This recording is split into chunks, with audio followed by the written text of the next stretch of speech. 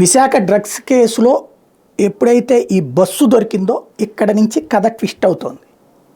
సరే, పార్టీలు రాజకీయాలు దరిద్రాలని పక్కన పెడితే సంధ్యా సంస్థకి ముందే తెలుసు అన్నటువంటి విషయం అర్థమైపోయింది.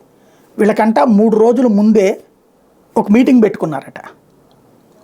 ఆ మీటింగ్ తర్వాతన డాక్యుమెంట్స్ అన్నీ మాయం చేశారు, మెయిళ్ళు ఇవన్నిటిని కూడా ఎరైజ్ చేశారు అన్నటువంటిది ఇప్పుడు లెక్క.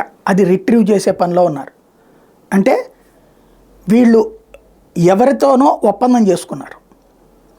అది సంధ్యా సంస్థ అక్కడి నుంచి ఈ డ్రగ్స్ని తెప్పించి వేరే వాళ్ళకి ఎవరికో అమ్మడానికి ప్రిపేర్ అయింది.